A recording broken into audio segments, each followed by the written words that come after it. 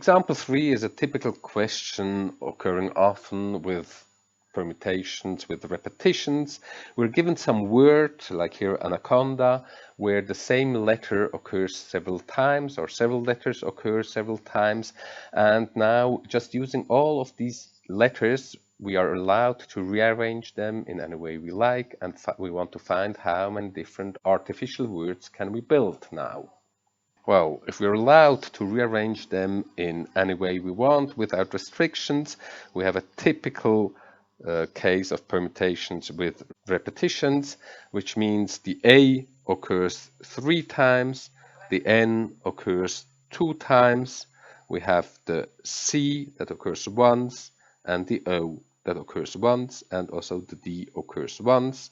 So we have 8 letters, and we get as a result 8 factorial divided by 3 factorial times 2 factorial.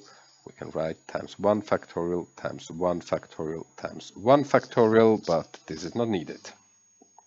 More difficult is the example B, where the vowels have to be placed where there are vowels in the original word anaconda. Well, this means that actually the O can be placed in 4 different locations, the original one and everywhere where the A was, and then all the A's will be placed on the other 3 places. So for the vowels, we get 4 possibilities. Question, how many possibilities do we have for the consonants?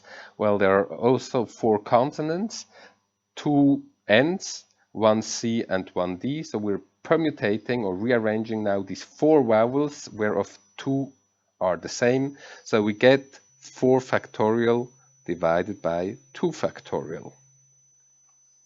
That's a small number, we can calculate that. It's 4 times 4 factorial, it would be 4 times 3 times 2 times 1. The times 2 cancels out because of the 2 factorial, so we get 16 times 3, so we get 48 as final result. Let us now look at example 4, where we're given a grid and 2 points in the grid, and we're looking now at the path along grid lines from A to B, so something like this here.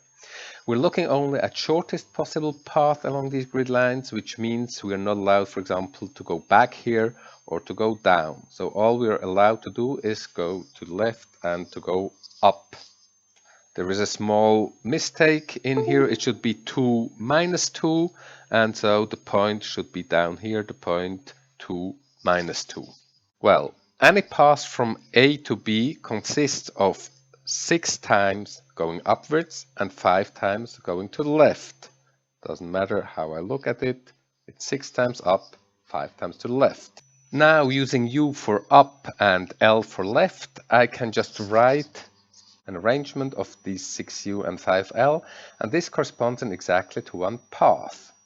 So looking, for example, at this UU, LUU, and so on, what do we have here? Once up, a second time up, then left, then 3 times up, 3 times left, up and left. So we have exactly this one path. Now, every arrangement corresponds to one path, and vice versa. Also, every path corresponds exactly to one arrangement. So we see the number of paths corresponds exactly to the number of possible arrangements. And so we see that the total number of possible paths is just the total of number of arrangements, which means we have 11 letters, so 11 factorial, and the U's occur 7 times, so we have to divide by 6 factorial. The L's occur 5 times, so we have to divide by 5 factorial. We can find this result also in a different way by looking at the problem a little bit differently. We say we have 11 steps that are numbered from 1 to 11. And now we have to choose out of the 11 the 6 steps where we will go upwards. So for example, the first, the second, the third, and then the fourth, the fifth, and then the 9th step, we will go upwards. This describes exactly one path. And hence the number of paths that are possible now is 11 choose 6. That's the number of different possible paths. Well, and this is by definition 11 factorial divided by 6 factorial times 5 factorial. So the 2 results are as expected the same. Think now for a moment on your own how to solve B, where we are in a 3-dimensional grid. Stop the film and then continue when you have an idea or when you've solved it. I go on now. Taking the same approach as before, when we go from A to B, we can say we have to go 5 times forward, then we can have to go 7 times to the right, and 4 times up, or however you want to call these 3 directions. Well, this means we have a path consisting of these totally 16 letters.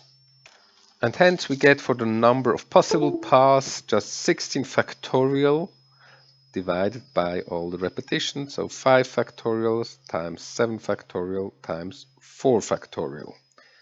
Like in A, we can also solve this task with the alternative approach, which means we have 16 steps. So let's choose from the 16 steps the 5 where we will go forward, which is 16, choose 5. Then 11 steps are remaining, and out of these 11 we have to choose the 7 where we will go to the right. And this is the same like before. 16 choose 5 is 16 factorial divided by 5 factorial times 11 factorial times the 11 choose 7 is 11 factorial divided by 7 factorial times 4 factorial.